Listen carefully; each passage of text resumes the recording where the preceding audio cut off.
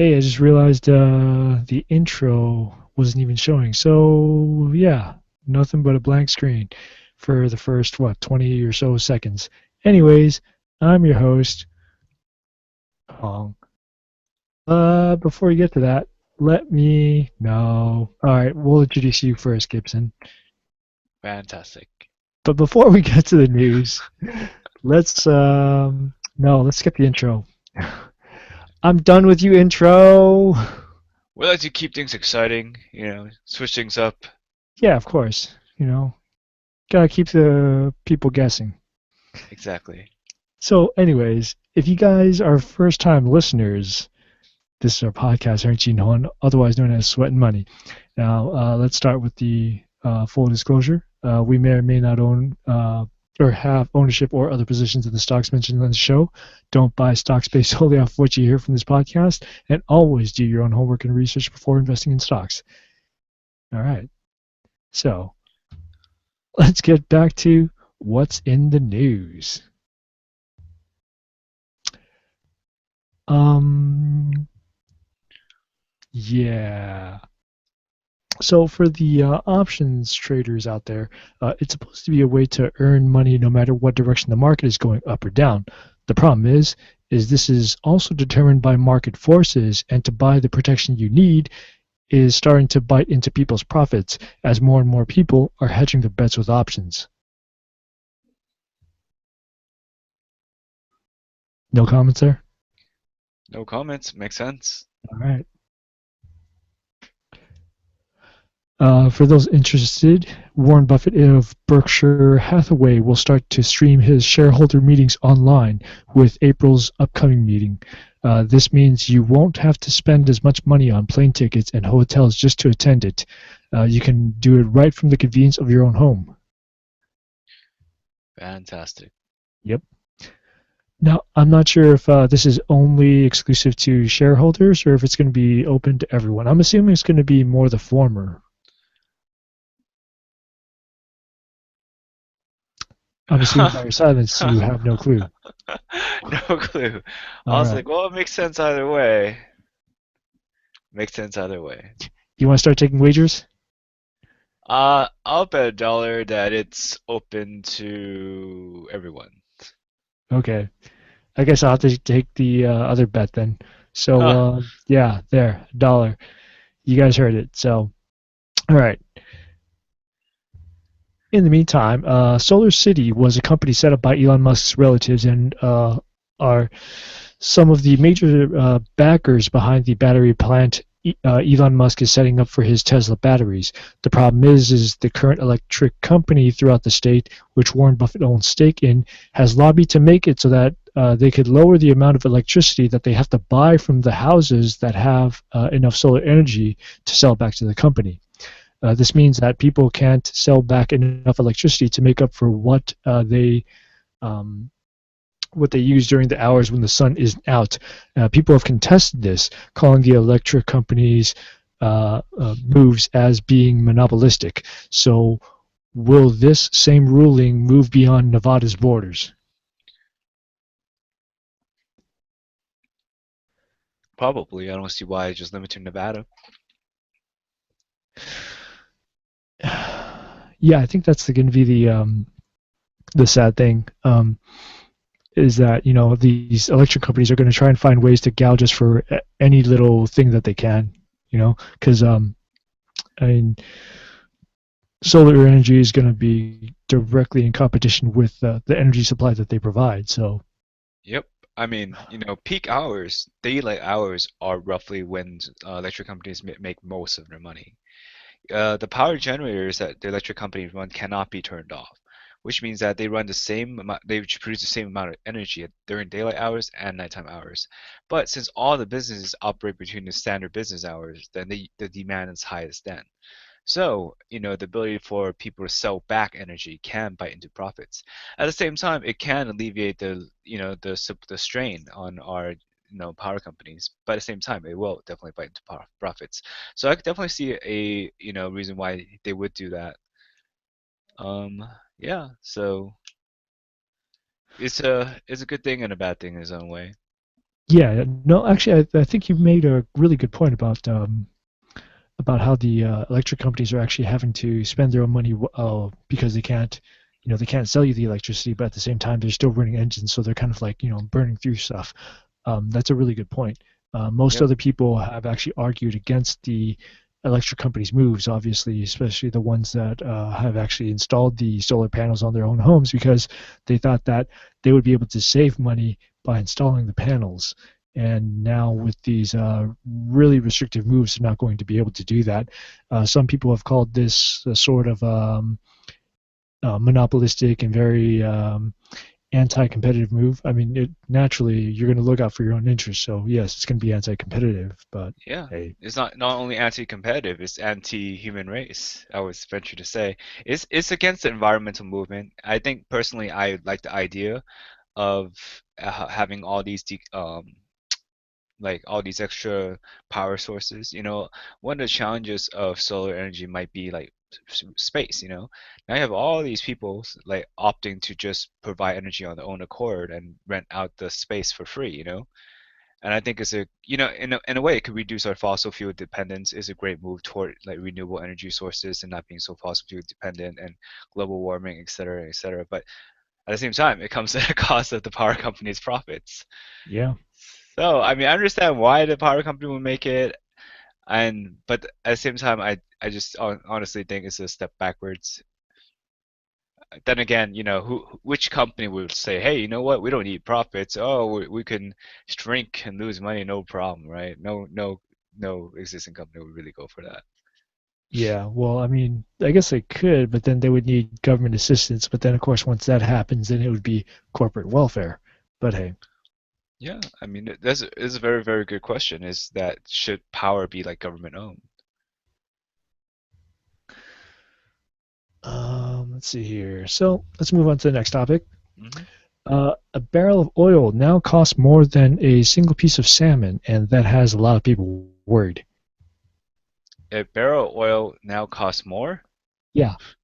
No, I'm sorry. It costs less. It costs I less. was Yes. like, when? Yeah, you said more. I was like, when was it cheaper? I don't remember. But no, I mean it's bad news. It's good news. It's good news for people who drive cars. It's bad news for the environment. It's bad news for the stock markets. Um, it's bad news for Russia for sure. Oh yeah. Oh yeah, and it's bad news for any oil-producing nation right now. Because they're being, now they're being forced into a competitive market where now they have to compete based on, well, just supply, reducing the prices. So now that same quantity of oil now gives them less revenue, but it is what it is. It's a tragedy of the commons. So for those who don't really like seafood and all that, let me put this into another perspective.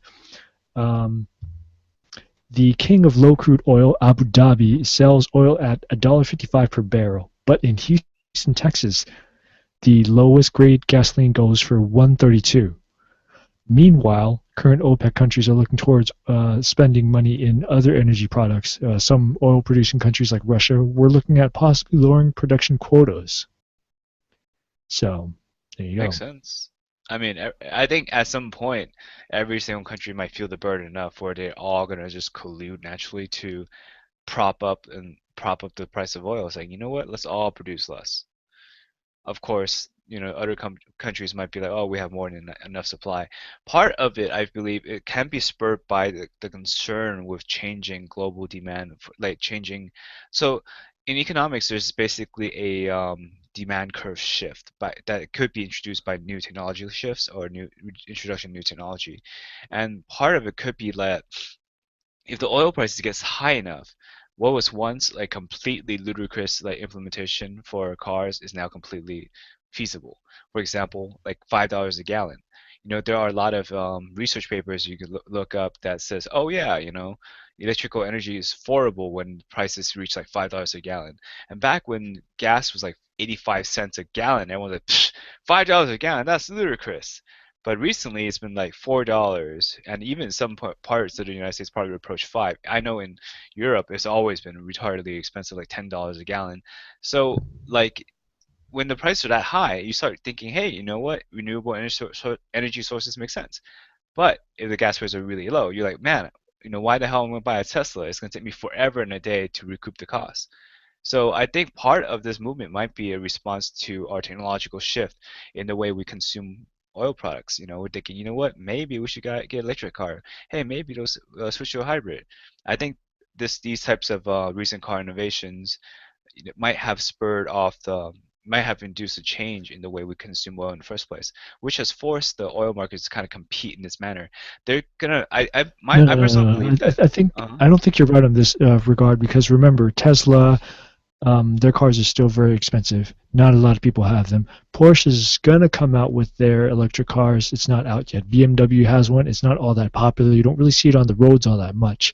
The main thing that is pushing for this is that the OPEC countries are trying, well, mainly Saudi Arabia, really. Hmm. They're trying to maintain their market share.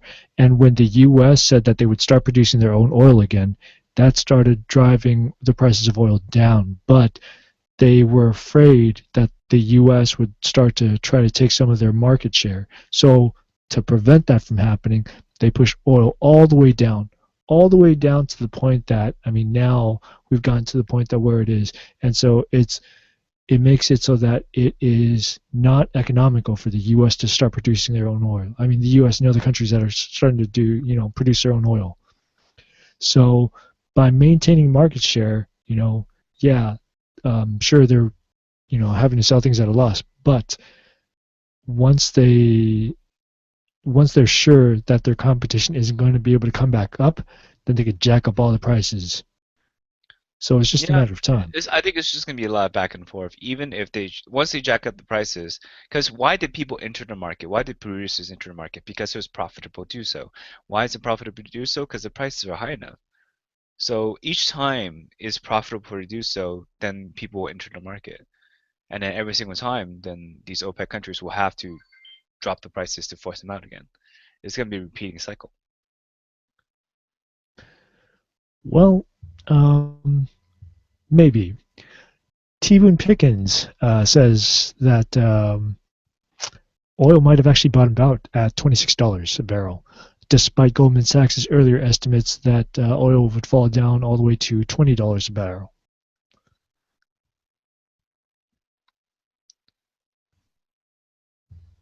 Well, without more information on how he made this prediction, it's kind of hard to say. I don't know. I mean, I'm more inclined to believe this guy because he is the oil tycoon.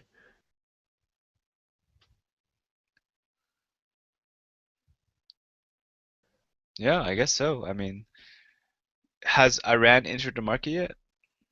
No, not yet. Yeah, I mean, and what's the price of oil now? 26.55. And he says it's bottomed, and Iran hasn't even entered the market yet, and Iran's supply of oil. I mean, it stands to reason that if extra suppliers into the market, it spurs more competition, which would cause more drop in prices. Yeah, but I think it's going to be a while before Iran comes into the market. We're still working out the deals, and with the recent issue with the captured U.S. L class, what is it, the LCACs? Um, Basically, these sort of amphibious type ships. Um, yeah, I don't know if you heard about that. No, actually, no. Oh, well, a couple weeks ago, a U.S. Navy ship was caught supposedly in Iranian waters. I see. So these guys were held for a couple of weeks. They had to make forced statements saying that they apologize for what they did to the Iranian people, yada, yada, yada. Um, they were just returned a couple of days ago, I think, and the commander of that ship and everyone on that ship is actually being investigated by the Navy right now to see whether or not they actually followed procedures. But I mean, that aside, um, so the thing with Iran is that it's not a sure thing. Well, let's say this. If it does, if it is, the way it moves, if they do rejoin the rejoin the nation or the world as a oil producer, then I would say that prices can continue to fall. Well, I think even if that happens, right, it's going to take a Mhm. while before they even get in. So at that point, oil's going to come back up. Now, is it going to help stabilize prices to keep it down? Maybe, but I don't think they're going to be coming in anytime soon, really. Well, maybe. I don't Yeah. know. But I'm just saying that if they do, I could see that the oil prices can continue to drop. I mean, especially if this is the floor, right? Then if they do come in, then it would stand reason that it could go lower. I Well, mean, I guess unless we'll this, see. yeah, unless this price point accounts for the possibility that they can come in, and this is kind of like an expected value calculation sort of thing, which then it wouldn't change. But I'm still skeptical of it because then I think right now it's priced as I don't know if Iran's gonna come in or not. Iran might come in, Iran might not come in, and that kind of like 50-50 expectation is basically where the floor is at for it. But once it's a sure thing, I imagine the price will continue to drop. All right, well, let's move on to the next topic. Hmm. Negative interest rates. Canada is waving around the idea of introducing negative interest rates. In other words, if banks in Canada will ask the Bank of Canada, like the big bank of Canada, for a loan, they'll be charged extra money. If this also applies to consumers, consumers that put their money in the bank will actually be losing money, not due to inflation, just by putting money in the bank. Um, this comes after several European nations have already done so, like Denmark, Sweden, Switzerland, along with the European Central Bank, has also been in negative territory, and Japan, not a European nation, um, just followed suit on January 29th with negative interest rates. Very interesting. Now, looking specifically at Japan, their rates are now set at negative 0.1%. However, this is a tiered rate, uh, so uh, it's only applied to their policy rate balance. The macro add-on balances are set to 0%, while basic balances are set to 0.1%. They're trying to get inflation up to around 2%, which is supposedly a healthy rate of inflation. I can see how they're trying to spur that. By introducing a negative interest rate, so that's a fee. That's a fee for keeping your money in the bank. Yeah. In a way, savings is it's like in a economy you want to spur forward. You don't want a lot of savers. So and people just saving money means that money saved is money not in the works, not in the flow of things. So I can see how this would spur people to basically take money out of the bank and might spend it. And they spend it, then it'll cause more activity in the market. More activity in the market increases money supply, and then money supply basically induces inflation in its own way, or at least a price-based inflation because there's so much money floating around, which could cause an inflation effect. So if that's what they're looking for, I can see how they can help. At the same time, that kind of sucks. Like, what are you gonna do? You know, if you're a saver, you're forced Yeah. to spend.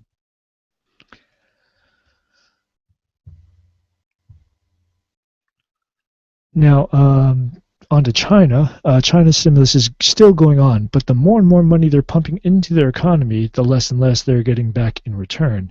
This continues the ongoing discussion of what's next for China's economy.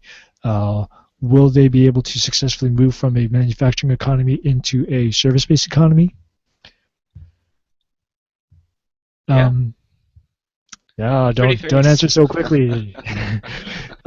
China's PMI index has fallen for 6 straight months, and people are worrying that China's economy is going into a recession. Manufacturing is down, demand is down, and China still needs to reform its state-owned enterprises. But to do so would mean massive layoffs, such as the ones China's Northeast saw in the late 1990s. Now, the PMI, or the Purchasing Managers Index, is maintained by a group called the Institute for Supply Management, measuring the health of manufacturing activities of all nations. There's also a PMI for service-based economies as well. Now, the reason for this is that it's a timely indicator for how fast a certain sector is expanding or if it's starting to shrink. The number of 50 is the number to watch, which means manufacturing is healthy and expanding. However, if the previous month was at 56, followed by a month with 51, that still cause for alarm because it still shows shrinking activity. So a higher number means shrinking? Um, no, as long as it moves from the previous number, it's shrinking. I see. Is there a maximum to the scale, or is it just relative? Um, the maximum to the scale is 100, but of course, no one really reaches 100. I mean, the most you've seen so far would be like 60 or 70. Like 100 would be like insane. I see. Yeah. So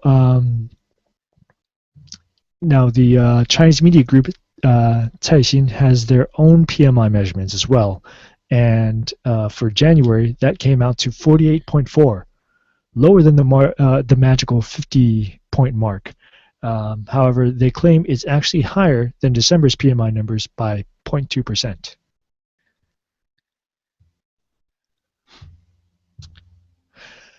Now, one of the major debates, as we've always been talking about, is whether or not China can successfully move from an export-based economy to a services-based economy. You say yes, I say no. There are a few things there. Um, even if they can manage like a even if they can change to a service-based economy, I'm sorry, it doesn't mean that they'll see the same rates of growth as before. This was evidenced by other nations who've made the same transitions. Japan, the U.S. I mean, like, yes, there was growth, but it was very marginal from what it was before.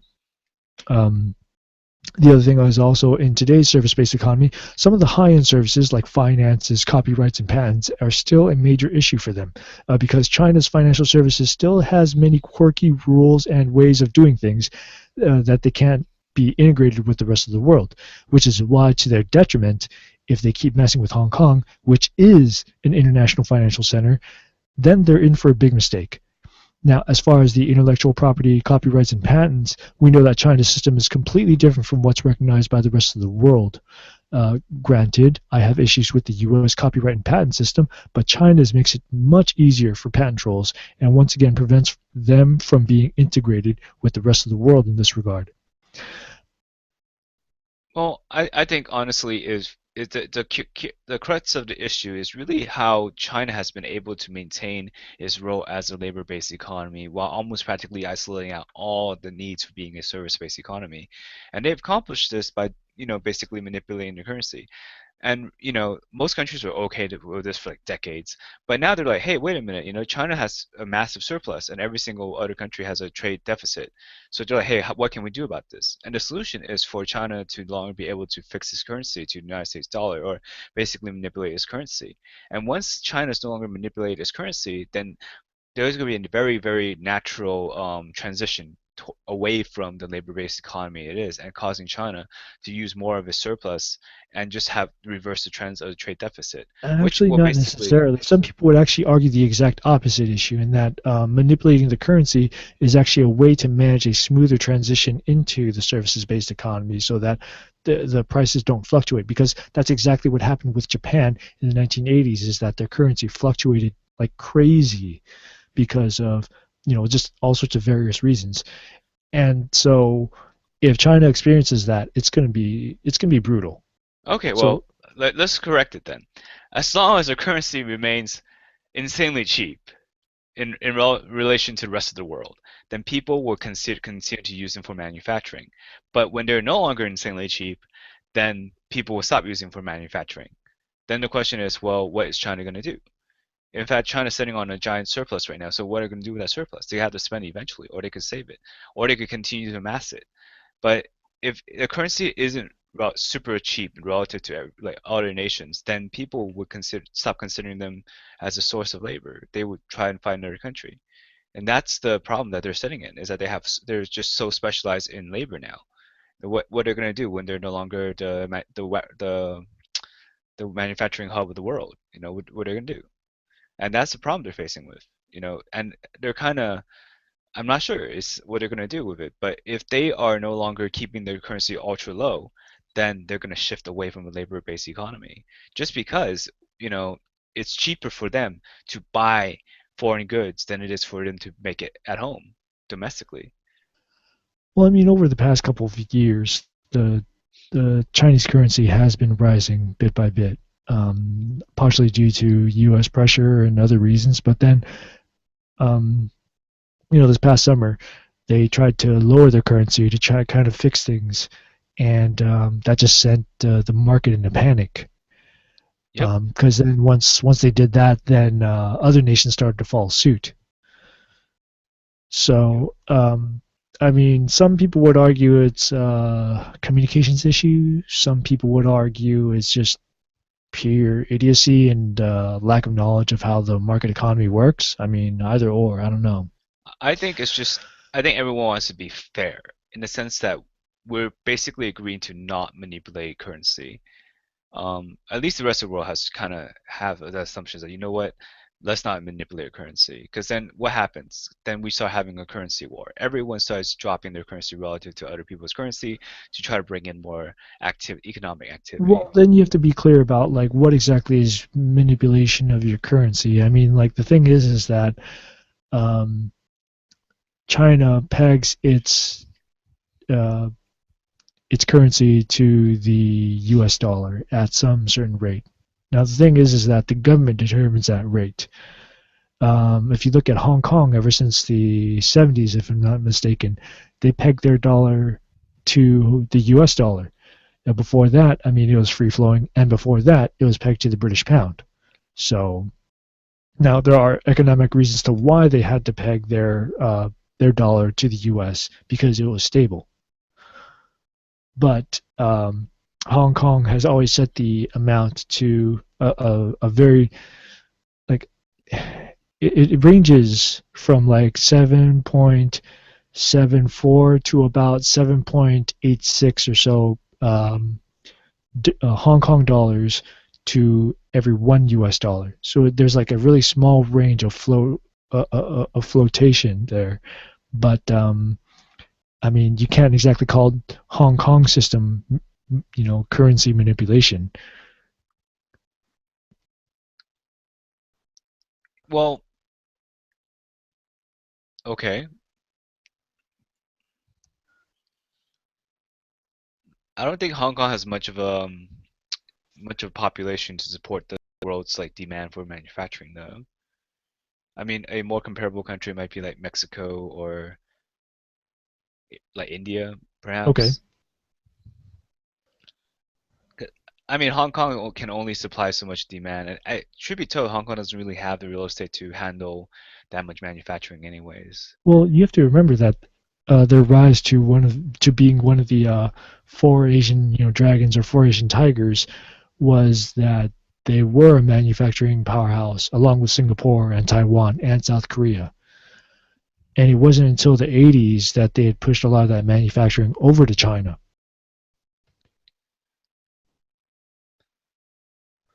So Hong Kong has also faced the same situation where it went from transitioning into a manufacturing base to a major financial center with, well, they're still working on their property or patent laws and copyright issues.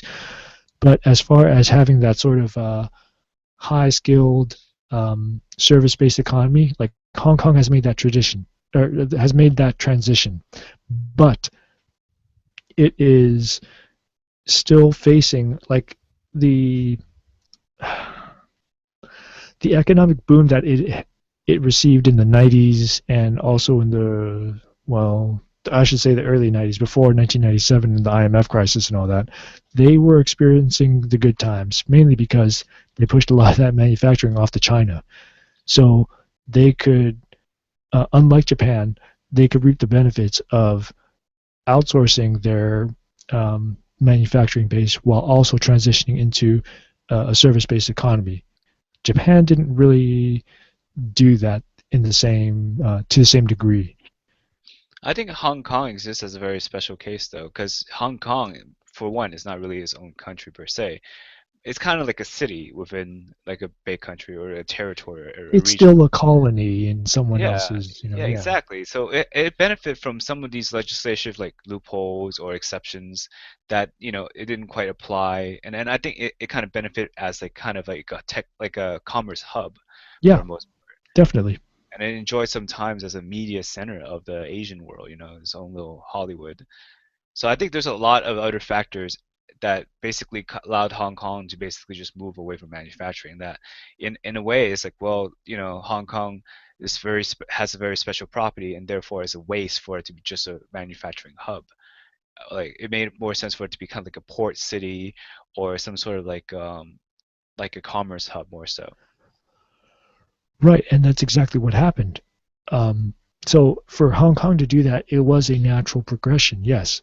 But there are other factors that helped it along the way because, I mean, Japan, um, after they switched to being a service-based economy, their numbers weren't all that high. And if you remember during, well, you and I would have to look at history to realize this, but Mm-hmm.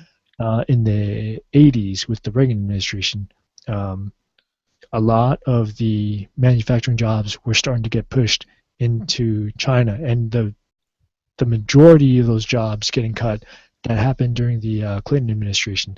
That's where you found a lot of the RLP programs, a lot of other like employment training programs to get these former manufacturers and factory laborers into new jobs, new positions. But the thing is that when these people took on these new positions, they found that their salaries were much, much lower than what they were getting at the factory that they used to work at. And so the same thing is going to happen in China. You're going to get a flood of workers, and they're all going to be in a bunch of, rather than high skill service based jobs, it's going to be low skill service based jobs. So you're going to see these people moving from manufacturing jobs to things like flipping burgers because McDonald's is going to get really, really popular, or like some other restaurant type of job, right? Or it's going to be maybe some sort of like logistics type role or construction, something like that. But on top of that, with the number of people that are going to flood the market, you're going to get a situation where it's kind of like Silicon Valley, where there's no such thing as uh, uh, like job stability. Like once your employer is done with you, he's done, and then it's on to you to move to another job.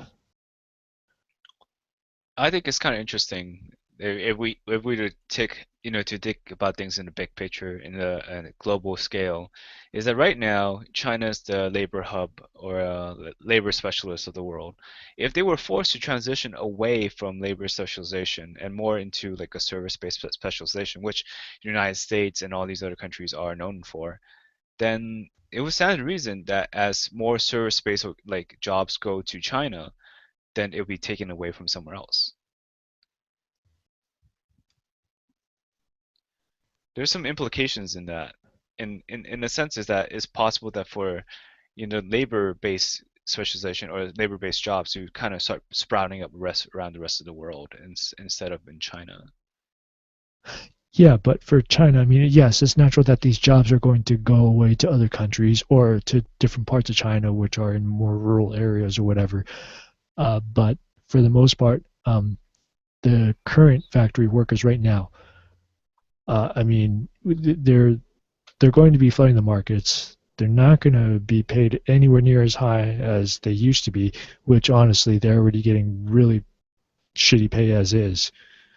Um, so, as far as the economic benefits of going to a service-based economy, it's going to be a hard transition. Well, it's not so much, it's not really a choice that you can make per se. It's a byproduct of various effects. Like I mean, with the exception of the currency manipulation, which they use to prop up the economy or stimulate and drive the economy, yeah, normally it's not really a choice. It's basically changes in the world change the nature of how your economy functions and what you No, do I as a agree with nation. you. I agree with you. But the thing is that can they successfully transition into this sort of economy like America has, like other industrial nations have done. South Korea has done it. But you have to realize that, I mean, there's two ways that they can do it. One, either they can succeed, like like the examples that I just mentioned, or they can Mhm. fail, just like Japan has. And it's been dragging its feet for decades to get out of the rut it's in. That's why, well, right now Japan's in a negative interest rate scenario. Mhm. Yeah, I think China's going to have a hard time switching its economy over, and the world is going to have a hard time with switching Chinese economy over. Even if the world wanted China to switch, I don't think they quite can at this point. I'm sure at the one of the problem is that how interconnected the world is. So if, for example, if China um, does not is no longer the labor hub of the world or the manufacturing hub of the world, then the economy is gonna take tank down, and then it's gonna create like a downward spiral for everyone, because then you're like, oh no, GDP stopped growing. Well, of course it stopped growing. They stopped exporting as much. They're importing more. Of course, the GDP shrank. At the other way around is also a problem if China's GDP doesn't shrink. In the sense is that their export rate is still in a surplus, then they're not importing as much from the rest of the nation. The rest of the nation is like, oh, dude, we were counting on you to start buying more stuff. You know, you've been like, there's been a trade deficit for such a long time. We're waiting for you to correct it. So if they correct it, it's bad news for China's economy, which is bad news for the entire world. If they don't correct, it's also bad news. So I think they're in a very tough spot, and it's how China plays this hand, and literally the balls in their court right now is how they play this hand. It's gonna dictate what's gonna happen in the world for the next year or two. Yeah, but Can they successfully do it? I mean, if there are no smart enough people, I guess maybe, they could gradually, train their workforce to work on other jobs and stuff. But then what type of global impact would that have? I don't know.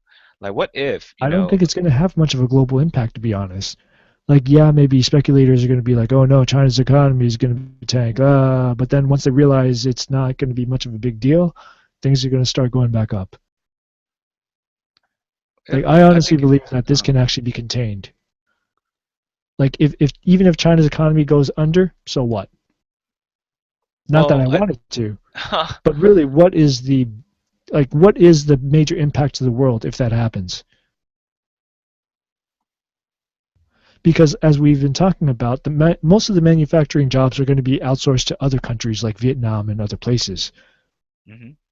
And I mean, China's wages are already rising as is, so it's natural that this is going to happen. It's been happening for the past, 15 years or so. Perhaps it's the perception of life and reality. I think maybe everyone expects, and perhaps I'm wrong, is that the GDP will keep climbing. China will simply just buy more stuff. Like, if Well, that is the define buy expectation, more then stuff. Because if you're talking about tourists flying and taking planes over to the US, Canada, and abroad and buying stuff, they're doing it in droves. Why? Because it's still cheaper to buy things here than it is in their own country where the stuff is actually made because there's so much red tape and taxes. perhaps So, I think maybe I always say buy more stuff is that they not only produce more, they also import more. Perhaps if that's the expectation of China, then everything else kind of makes sense. But then it's a very unrealistic expectation. right. Because then, like if their population, which they basically stemmed their population growth by, limiting it to like one child per couple, in a way it reduces the amount of growth, and then it basically reduces the amount of people, and then basically increases the per capita income for everyone. Yeah, that and then changes their standard of living, et cetera, et cetera. If they continue that policy, which is ultimately good for the world, like in terms of the human race and its population, because then we have a finite amount of resources on this planet, and the more and more we every single year we have like more and more people. Eventually we're going to run into a resource problem. Yeah, but how long has the one child policy been in place? It's been in place since the 80s, and it hasn't really done much. The only thing that has really curved their population issue is the fact that they got themselves out of poverty and actually, um, well, so once a certain nation, once a nation gets to a point of development, then naturally the population is going to decline. Because in such societies, it's going to be uneconomical to have a kid. And that's what modern China is running into right now.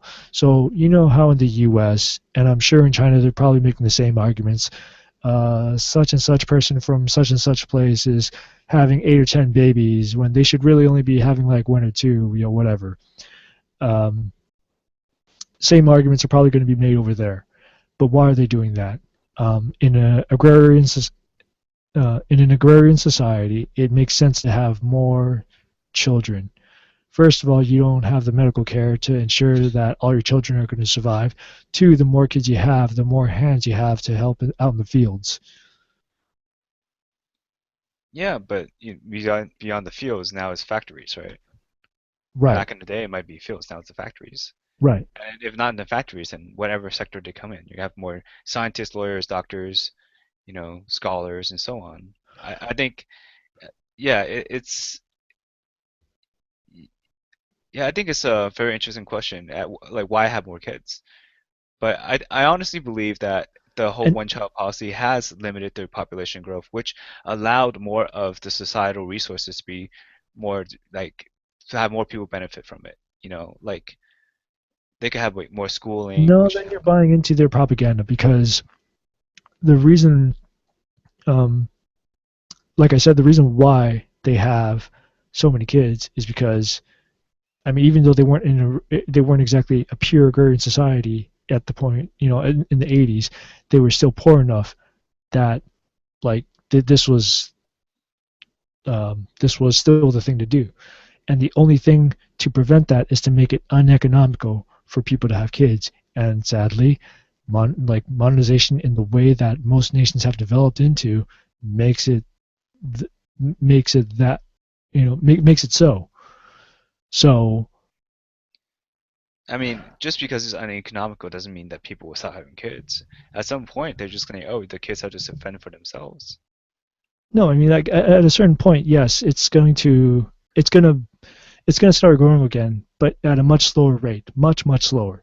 But and even then, that's going to take some time. Well, But I but think all right, what's interesting is that the world, as I perceive it, has kind of like a production possibility frontier. It's like a limit. It's kind of like the edge of a bubble. Is that we're going to keep pushing, pushing, pushing, pushing. And I believe what drives everything is just population growth. Like, why do we need another car? Like, why do we need two cars? Why does a family need four cars now, and six cars, and 10 cars? A car can last like 10 years. Why do we need to keep producing more of that? Why do we need to keep producing more food? Why do we need to keep producing more clothes? And so on and so on. It's this concept of waste and concept of need, growth in demand that drives businesses and spurs more innovation and more whatever, like spurs more everything. But then what happens when it shrinks? And what causes that shrinkage? That's another question. What would cause things to shrink? Well, what if? A very simple scenario is that, well, before you used to support a city of like 10,000 or 100,000. What if it shrinks down to 10,000? What if it shrinks down to 1,000, 100, and so on? Before eventually you will see that demand might have a limit, and then it might shrink. and that's exactly what's happening today with China. They know that their one-child policy is what's going to be their ruin. They're having trouble with people in the cities giving birth. So that's why Shanghai, just a couple of years ago, they decided to test the two-child policy. What they do to encourage people to actually start giving birth. Yeah, I mean, you and I should go over to Shanghai and help them out a bit. Yeah, apparently, but that's exactly the same issue that South Korea is running into. That's the same Mhm. exact issue where Japan is running into, where they have more old people and not enough young people at the Mhm. base to support, these people's retirements and elderly care and all that. So Makes sense. this is all because of that one-child policy. I think it's another interesting question is that what if we don't have one child policy? At least I know for sure one child reduces the population total, two might maintain the population, and three causes the population to grow. Now, when this is at a global scale, that I think what's interesting is that, well, at what point should we be concerned as a species that we are overpopulating the Earth? And then when it's overpopulated, what will happen then? Like just think about how much trash we produce as an individual, every single day, garbage bags, canned goods, plastic bottles, and so on and so on. I mean, at some point, we will, you know, use up this world's resources, and what happens then? I mean, I've pondered these things a lot, perhaps, and I feel like most wars that we've ever fought has always been over resources. At some point, maybe, the society, enough population will like bump enough heads that we would have another war to just reduce the population so that the amount of resources we have is sufficient again. I don't know. But I think what is at the heart of the issue is that a lot of economic activity might be driven by population. At the same time, the sheer amount of population we have could be causing other sorts of problems, like environmental problems that can endanger us all. So it's kind of like choose one or the other. Like which one would you choose? And it's a lot of the world's problem we have can be just strictly associated with sheer amount of people. Like, oh, carbon emission problem. Well, because everyone's driving so many damn cars and everyone wants a car. So what's great for GM producing all these cars is bad for basically the environment, global emissions like greenhouse gases and so on. What's the simple solution for that? We'll stop driving that many cars. Well, how do you do that? Well, if there's less people, like if we stop birthing so many kids, I perhaps they think don't you're need as many simplifying the issue cars. here as far as global warming and all that, because then I mean that's just a matter of not so much population control, but more a matter of city design. I don't know. I've thought about it, like perhaps maybe you could use more public transportation, but there are some merits to having your own car, your own vehicle. You do feel a little more safe. At least you don't have to worry about being stabbed by some stranger, Maybe some guy run into, crash your car or something, but you don't have to worry about a lot of things. You don't have to worry about See, that's the contracting some. impression that Americans have of public transportation is that there's a lot of crazy people there, but Hmm. that doesn't happen in the rest of the world because most of the crazy people won't be able to afford public transportation. Maybe. I don't know. I'm just Why wouldn't saying. they be able to afford it? I mean, have you seen the videos of those naked people running around in the San Francisco lines? Got the trains. There's some That, that's guy there. called that's called everyday life in the city. Okay. I'm like, No, I seriously, personally they like don't no want to San expose myself Francisco to like that. is a weird freaking place, and they revel in that sort of shit. Yeah, and then Japan has like so many people packed in their train that they got train packers as a Look, profession. like now you've gone from a city of crazy people to a country of crazy people. Okay, you're not I see. giving the Okay. best of examples here. Uh, I don't know. Some people, like New York, there's a lot more crazy people there. I mean, in their own way, yeah, I don't know. I do see some merits in privatized transportation, but that might be me. Well, anyways, I'm shifting gear, shifting point, but I'm saying that these type of problems it's not very simple to like isolate. I can see a lot of challenges, that like a country would have and the world would have. But then I think if there are like global regulations that are of a environmental nature, they can have impact on the country's policies as well.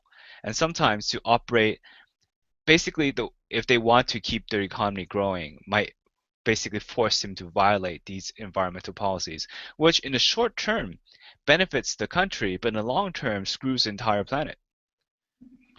But that's the type of argument they've been making for decades. They've always been saying, "Oh, we need to develop blah blah Of blah, course, of whatever." I course. mean, look, there's already been technology out there for them to do other things, for them to sustain a an economy without having to resort to all the things that they've done to the environment, and yet they still do it because they can get away with it. I mean, if you're talking and going back to the whole population thing, I mean, environment issues aside, let's just put that aside. But let's get back to the population issue and then the issue of China's economy and whether or not it's actually going to transition into a you know a service-based economy. Once again, we're talking about if we're talking about a high population, what are these people going to do? they're gonna, like I said, they're gonna be nothing but a bunch of either waiters, waitresses, hamburger flippers. You know, that's basically it. They They have could no be other skill. they could be accountants. I mean, it takes them. It doesn't take us too long to train the workforce. You know, and we think about all the nursing programs we have. As complicated as our tax laws are in America, they are infinitesimally more complicated in China. Then there would be a lot of need for accountants. I mean, it's. I think it's not so much whether or not they want to transition. It's just a byproduct of the fact that it's no longer the cheapest to produce the good, like to buy domestic goods. Right. That's really it. If it's really the case, it's always cheapest to buy domestic goods, that they will always buy domestic goods. But But that's not the when case. it's yeah, when it's not the case, then they're forced to make a tough choice, and then the nation, the economy is going to feel it. And the question is how the entire world is watching China right now and seeing how they're going to deal with it, and whether or not they're going to be able to successfully deal with it. That's why everyone's so sensitive to the Chinese economic problems. If China experiences a downturn, what does it mean? It means that they do not know how to transition away to a service-based economy. What's the implication? Maybe that they're going to have to keep their currency low. What is that? What's the other implication of that? Then perhaps they're not going to start importing from the rest of the world. What's a longer-reaching implication of that? Is that, well, perhaps the rest of the world's economy isn't going to do so well because there's going to be a trade deficit. The rest of the world is going to keep importing. Importing causes your GDP to go down, and they might export less, which causes GDP to go down even more. So that's what. And then when the GDP goes down that dramatically, then instead of an expansion, instead of being normal, they might go into a recession, might go into a depression. Well, why would they be importing more if China, which is, I mean, even though it's declining, it's still the king of manufacturing in the entire world. They're not going to be making crap pretty much. And even if we do have to import from them, their economy is tanked, so they're going to be hurting for business anyways. So if they do export to us, their stuff is going to be much more cheaper. I think the world is trying to figure that out right now. That's basically what they're trying to figure out, is how is our GDP going to be impacted. But if you look at everyone's economic report, everyone's saying, oh, our GDP's down. We're not doing so hot. And I think that's what's causing the entire world market to be kind of shaky. I think the entire world is thinking, hey, is this the edge of that bubble? Is it when this time for the bubble to start shrinking? And what will happen when it shrinks? Like in a way, like ebbs, like expansions and expansions and uh, collapse and expansions are kind of the same. Like it kind of goes hand in hand. It can't always keep growing. The only thing that really spurred its growth for such a long time is the constant expansion of the world's population.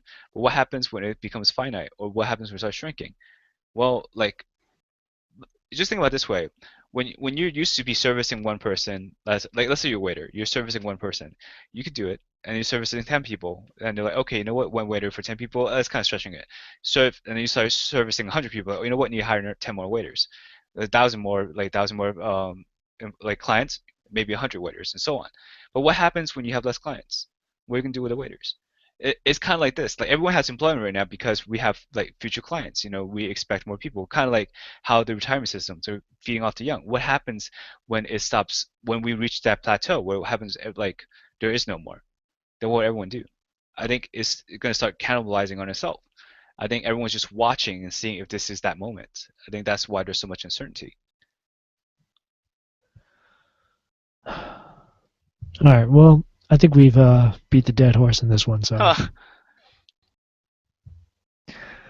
so let's take a look at people we don't pity, billionaires who are losing money. I know you feel sorry for them. Jeff Bezos lost $8.9 billion in January. That's actually quite a bit. But anyways, yeah. But you know what those billionaires can do? They can drown their sorrows in some Chipotle burritos. No, that's not an insult. I'm wishing them to get that. I'm wishing that they get E. coli. In fact, the Center of Disease Control, or the CDC, has said that they are clear of E. coli issues, and the stock shot up 5% today. Yay.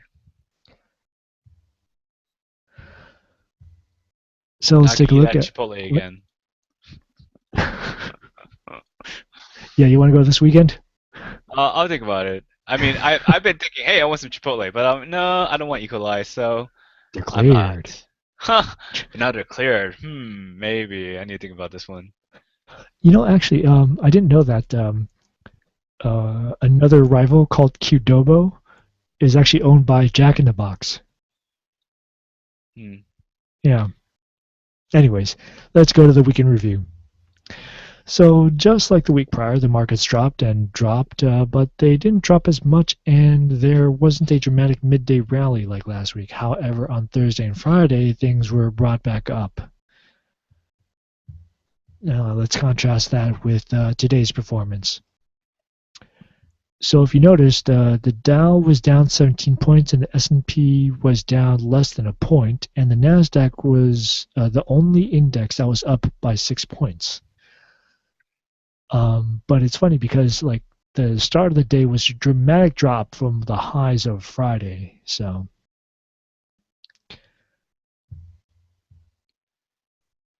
now the thing with the Nasdaq is that it is heavily comprised of a lot of tech stocks. Oops, sorry. And today Google actually beat out Apple in terms of its evaluation, and it beat earnings estimates, while Apple iPhone sales rates were lower than prior years. Took that, Apple. Google forever. I mean, you could say that, but if you look at the amount of money that Apple spends on R&D, like it spends very, very, very little compared to what Google spends. So in terms of what Apple is still making, they are still making so much more money, so much more. You know what's shocking was I had a friend that was betting with me where not Apple has a higher valuation than Google, and I'm like, it's Google. How the hell can it not?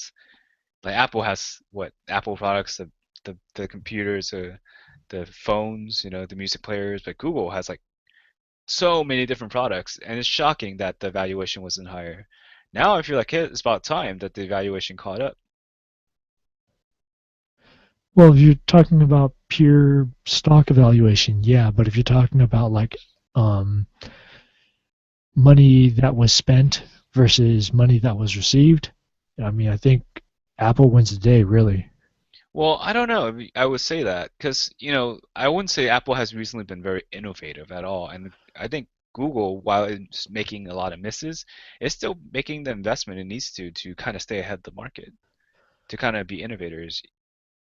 Well, I mean, you hear a lot more noise from Google, but I think Apple's still working on a lot of things as well. It's just that you don't hear about it all that much.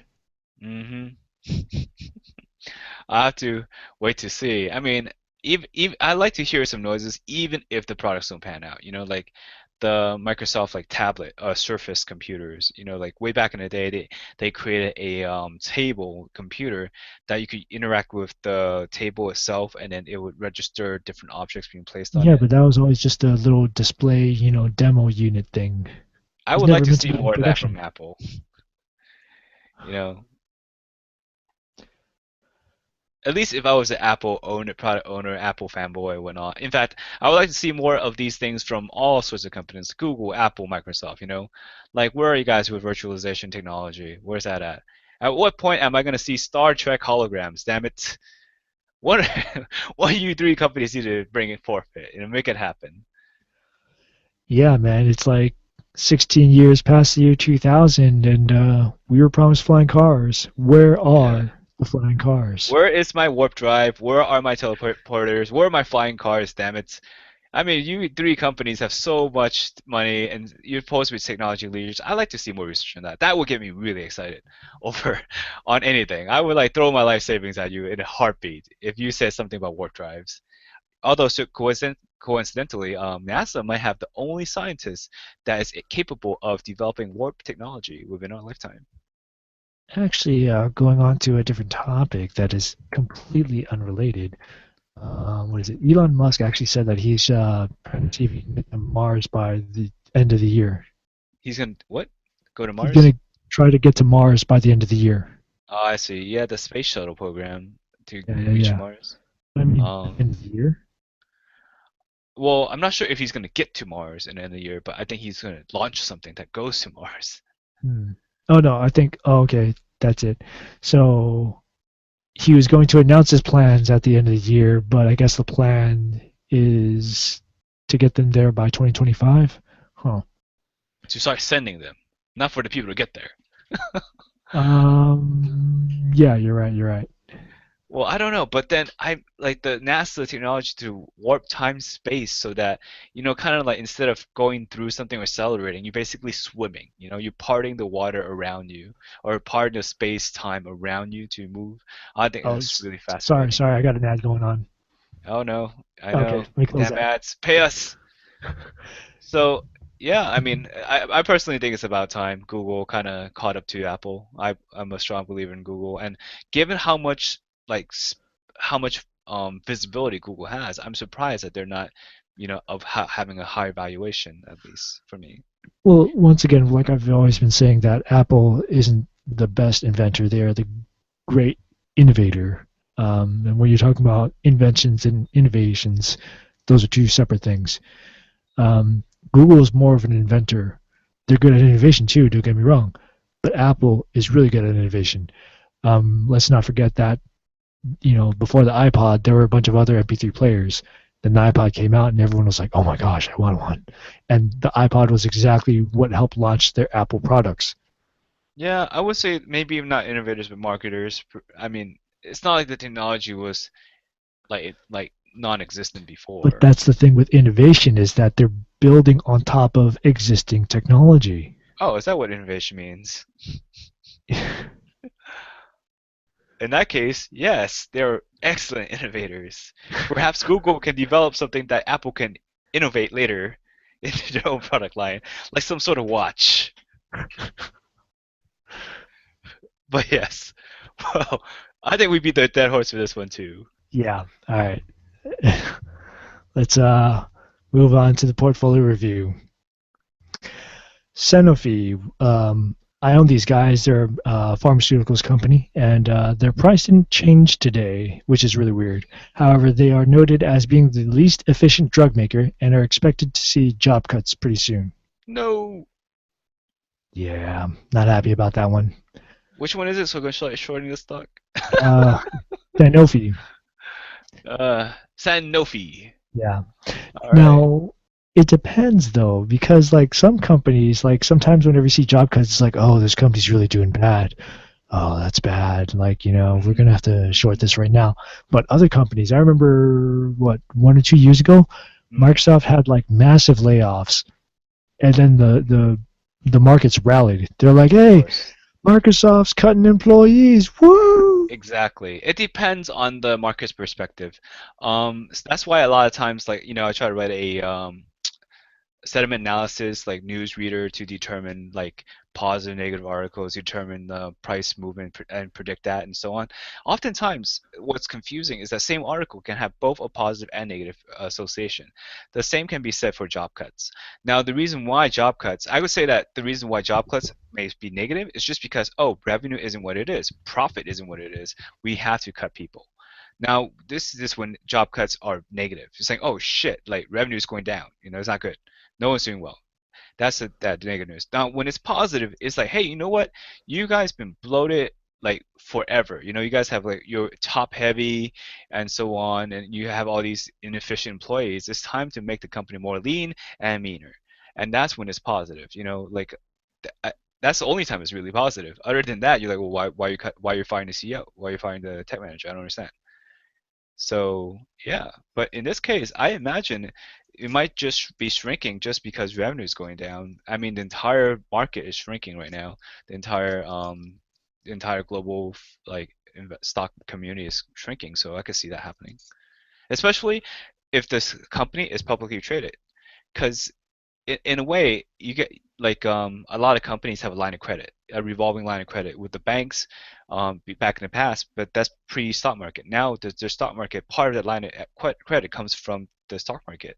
So if the stock market activity starts shrinking, everyone starts panicking, pulling money at the market, then that line of credit kind of shrinks. And if that line of credit kind of shrinks, then they can't. keep as many people employed. Why does line of credit matter? It's cash flow. Where does the cash come from? You need cash to pay people. So until the revenue starts, until the product starts selling, they kind of need that money. So where do they get it from? Well, they kind of get it from the banks, and they kind of get it from the stock market. So I imagine this global turbulence that we're experiencing right now might be having that sort of impact. Yeah. So Yep. Good luck with that one. I mean, I personally stem all my losses by liquidating all my positions and just holding on to cash right now. yeah, I got no choice but to bear it out. Really? Yeah, because of Yes. the seller's fees. Oh, really? Yeah. I don't know, man. We'll see. I mean, I'm kind of betting on the market on a downturn. We'll find out tomorrow. I'm also gonna start having the practice of waking up at 6 o'clock, 6:15 every morning. I gotta do it. I mean, I missed out on, I don't know, like see 30 cents a share today on Bank America alone, I Oh mean, I yeah. caught it at, yeah, I mean, yeah, today I've kind of lost a bit of money because then it just the Bank of America spiked up to 14.10 and now it hit a low of 13.80. That's a 30-cent difference. It was up in the morning, I could have picked up in the short. And the reason why I might have picked up in the short was because there was it kind of spiked up against negative news. Everyone Right. was like, "Oh, there's still a lot of concerns with Chinese market. Oil prices are dropping still, and still popped up." I'm like, "Well, that doesn't make any sense." So I think perhaps a institution might have just bought back into the market, but then the rest of the world was like, "No, we don't believe it." So it was a very, very steady drop. I mean, it's a very comfortable hold. You can gradually hold it, and once you feel like the market's reversing direction, you can definitely exit very comfortably. You know. Yeah, but anyways, yeah, that's something I'm gonna probably start doing. Well, maybe this next section will come in handy. Hey, hey. Hopefully, let's So, see. investing strategies. Hmm.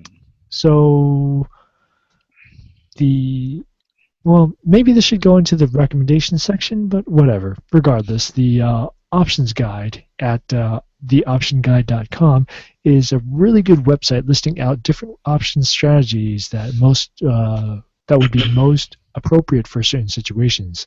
The next step up would to be identify these specific signals to market directions. Of course, that's always the $1 million question. Hmm.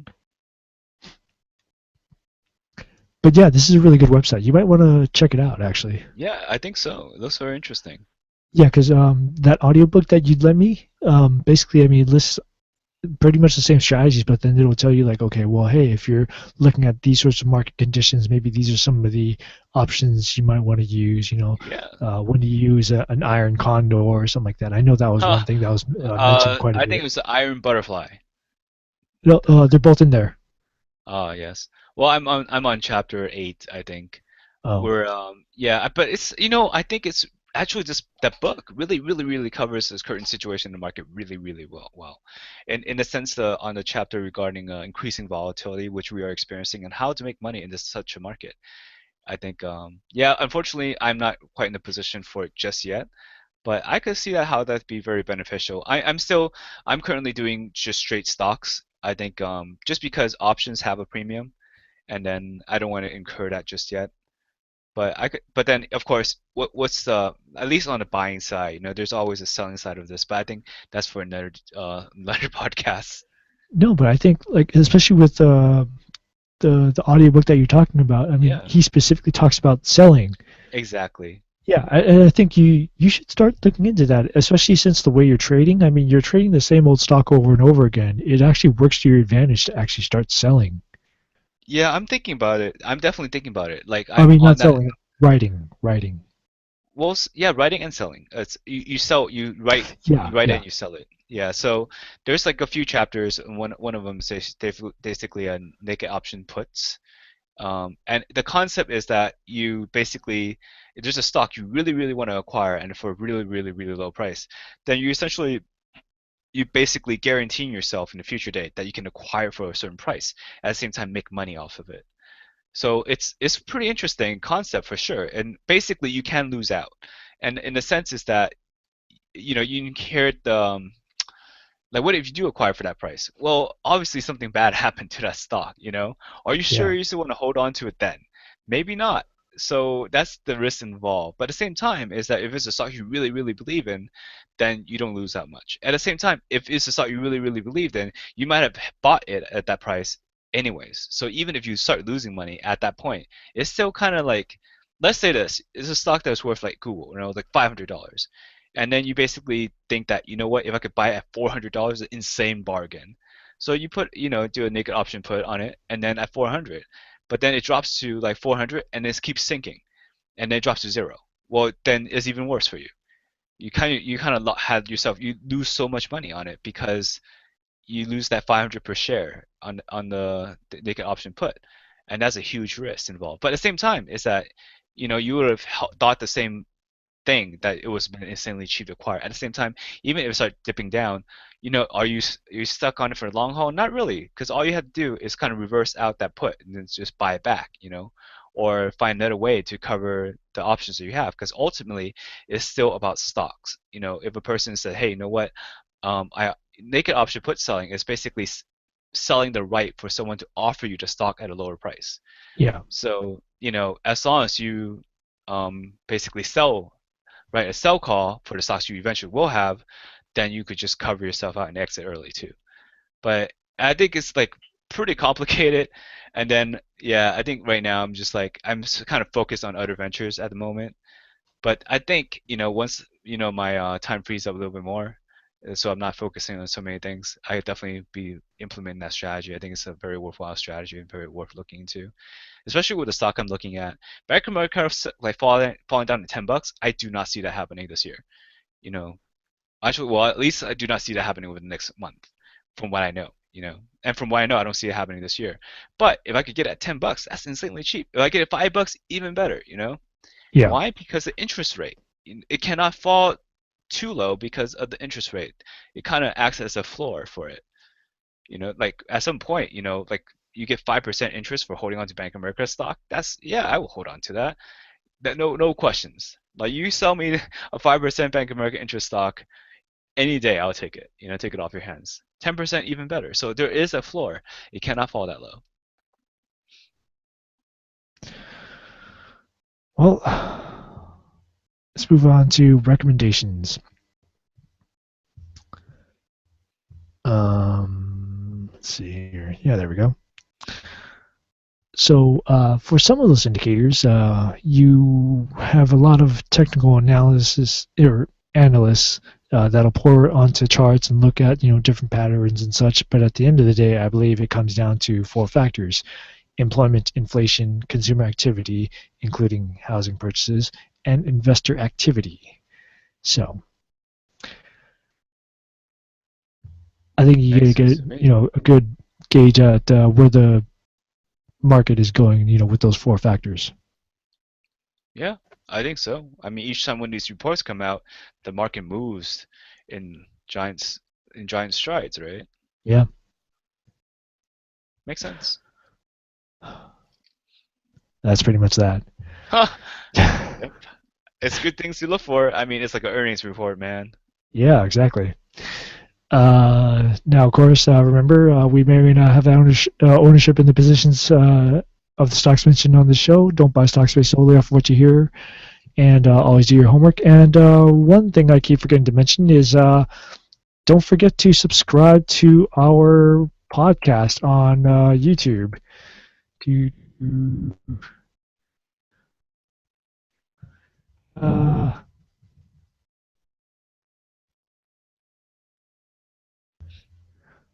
right there, subscribe button. All right, that's it. All right. See you guys next week.